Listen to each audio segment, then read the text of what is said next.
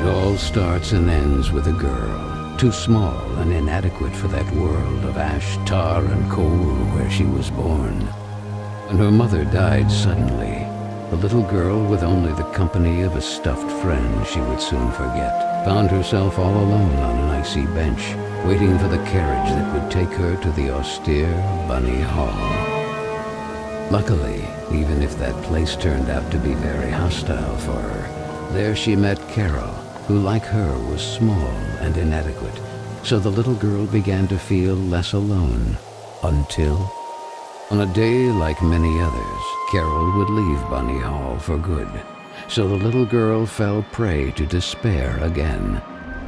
After all, in a world made of ash, tar, and coal, furiously ticking away like a crazed clock, what can a little girl do all by herself?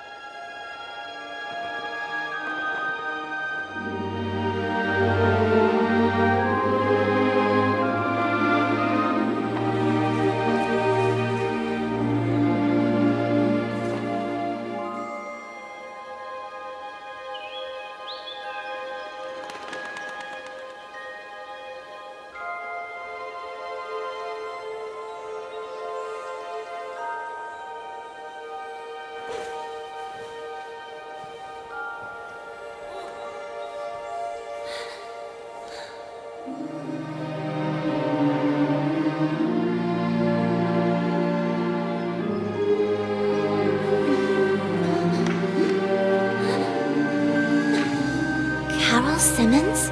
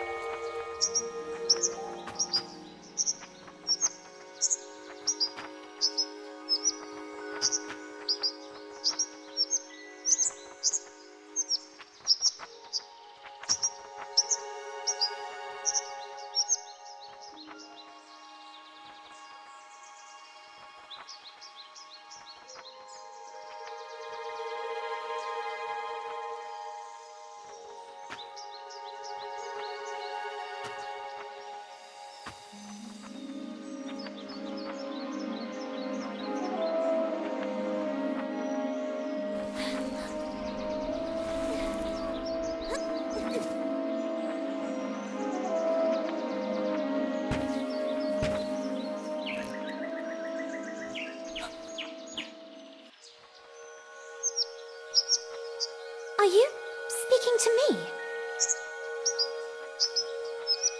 Princess? No, I mean... I believe so.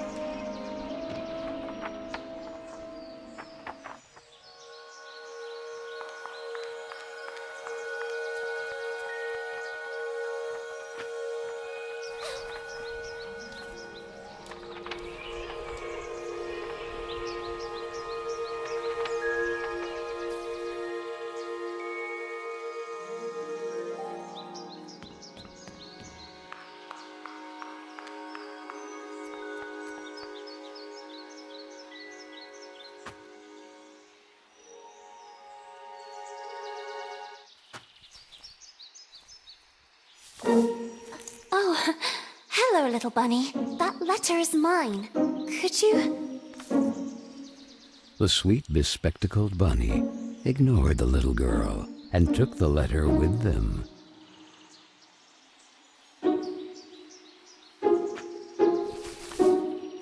I beg you, would you be so kind as to give it back to me? The little girl began to get impatient.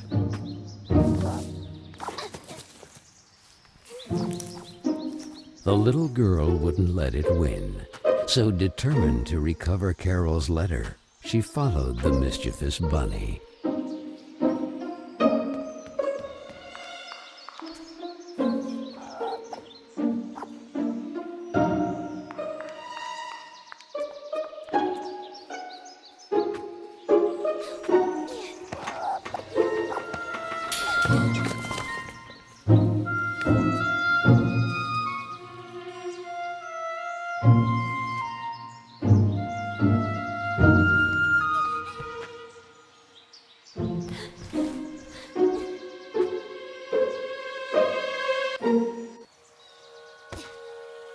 What place is this?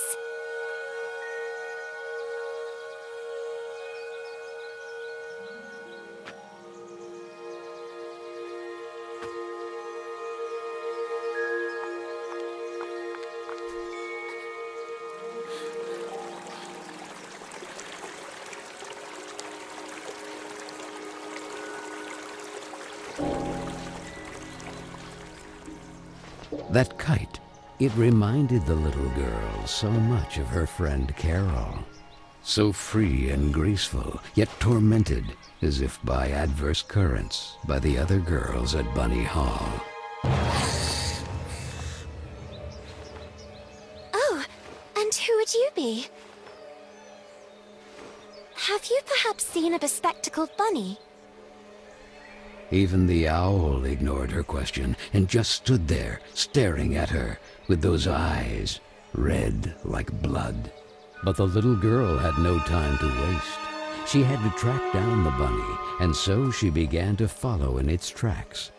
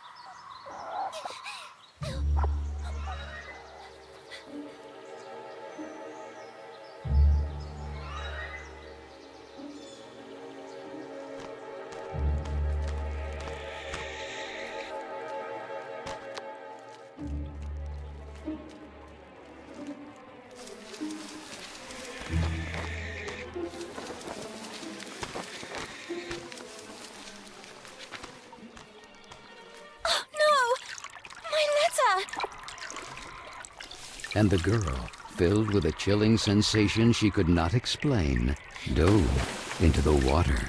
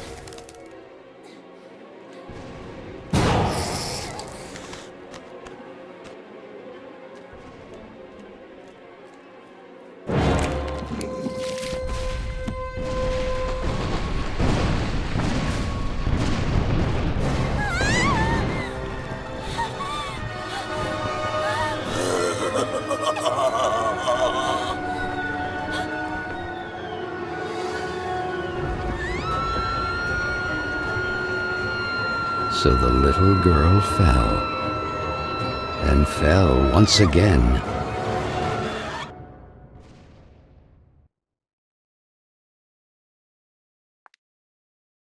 And while the man with the tar hat stood grinning, her thoughts drifted to that mysterious figure in the window of Bunny Hall, who silently stood watching her as she was swallowed up in her abyss. And this is how our story begins. A letter, a roar, then a daring plunge, and a little girl, too small and inadequate for that world of ash, tar, and cold of which she was a part. Miss Benton, I am pleased to note that my voice is so soft that it encourages restful sleep in class. Would you be so kind as to share your wisdom on today's topic with your fellow classmates? There was a man made of tar, an owl, and a bunny with glasses. Such impertinence.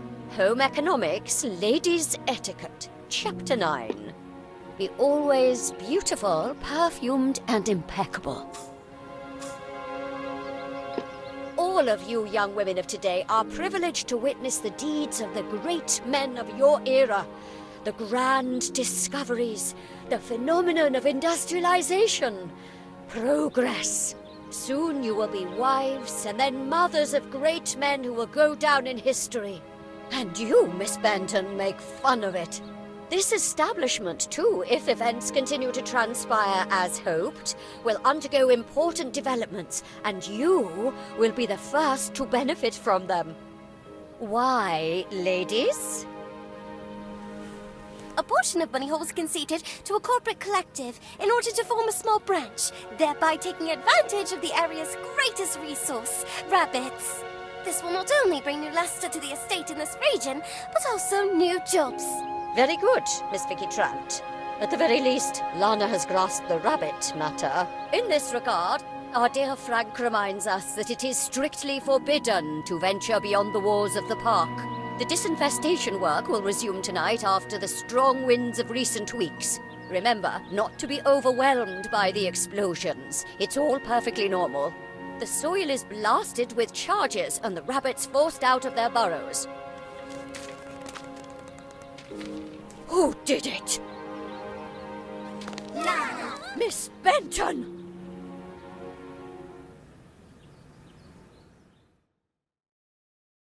I'm weary of you, miss. Ungrateful, arrogant troublemaker. Why is it so difficult for you to behave like all the others?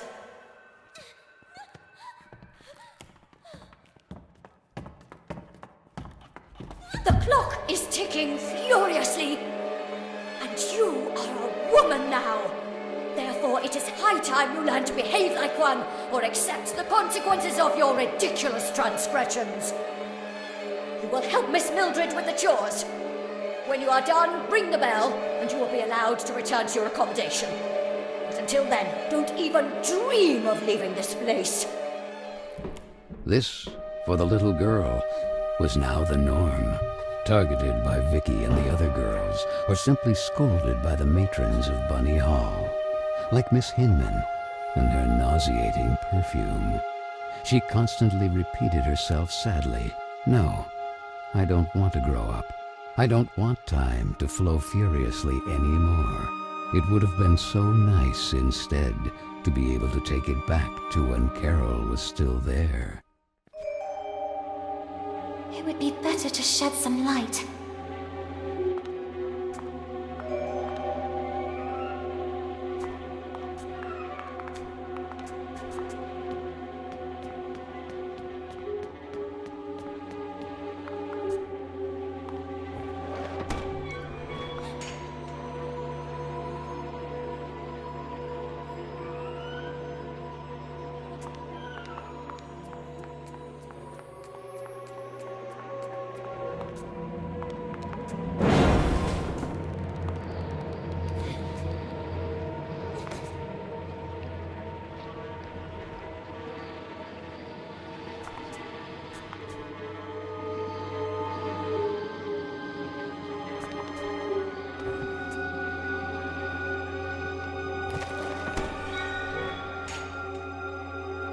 Where the heck did the broom go?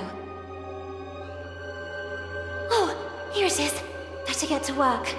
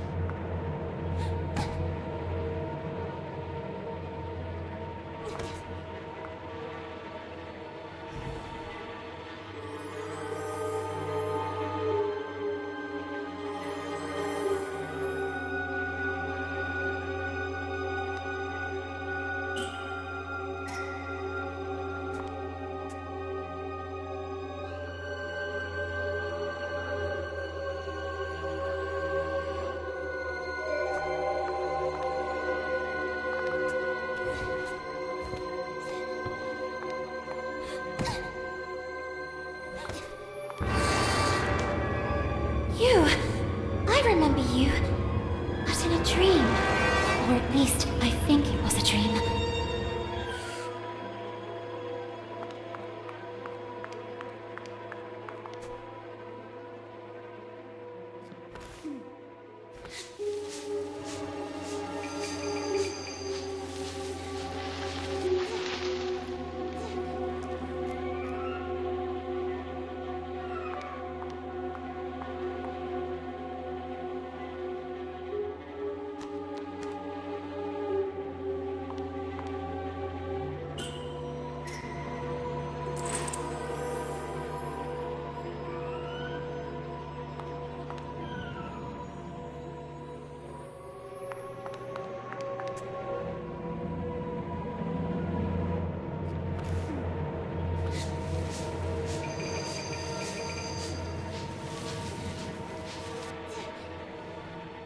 And this?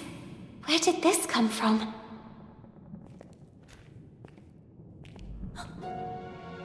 It looks like an old mailbox.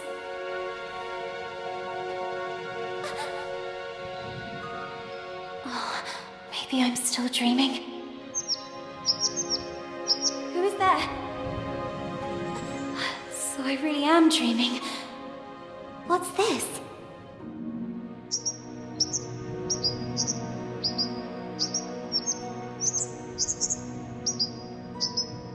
Carole?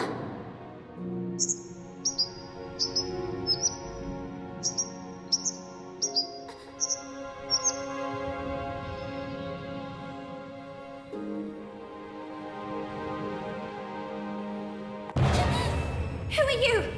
Stop!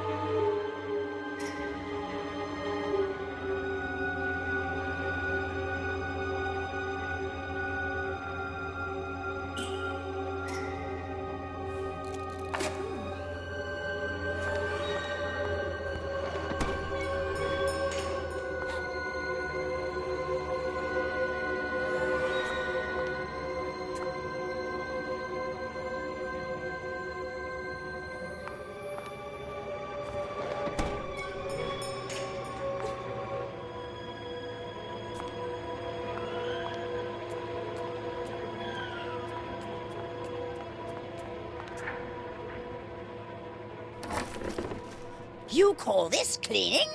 It's a pigsty. Miss Hinman was clear. You will spend the rest of the day here. And speaking of which, here's your lunch, miss. No! Wait! I did everything I could! It's not right. I won't spend another moment here. I have to find a way out.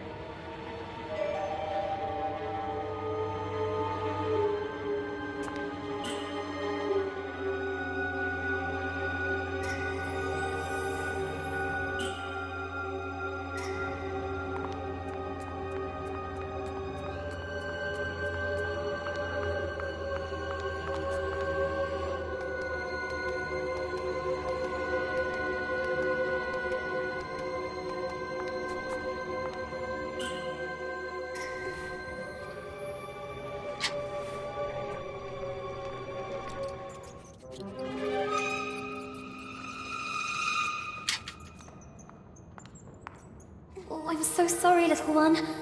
I promise I will let you go. I wonder if I could use it to attract that darn owl.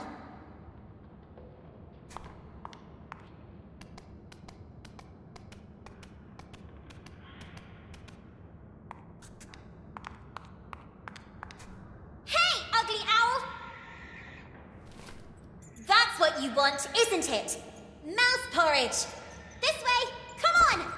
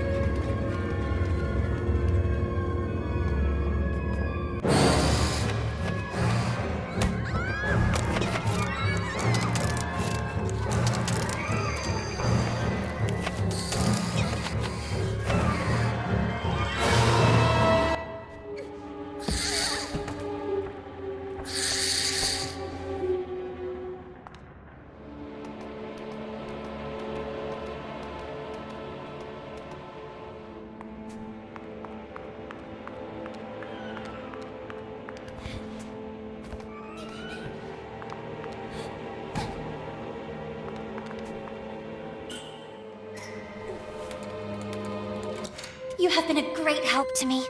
Go. You're free.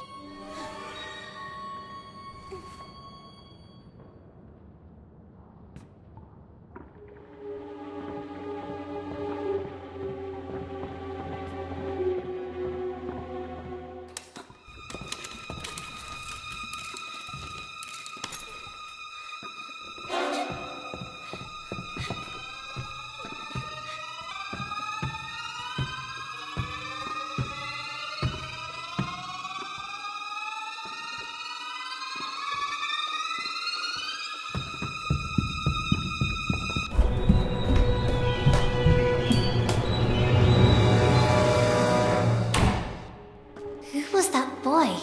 And what was he doing?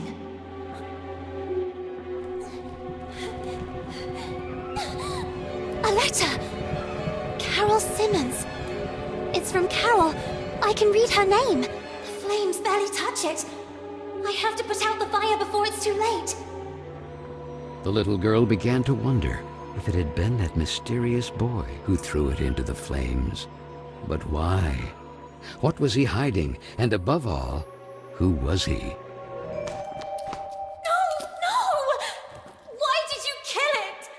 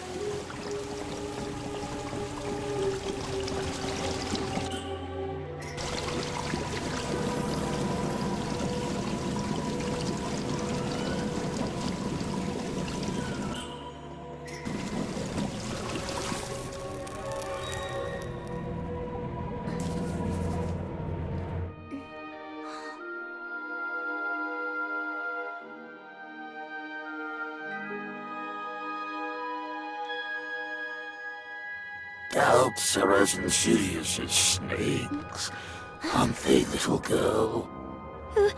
Who's there?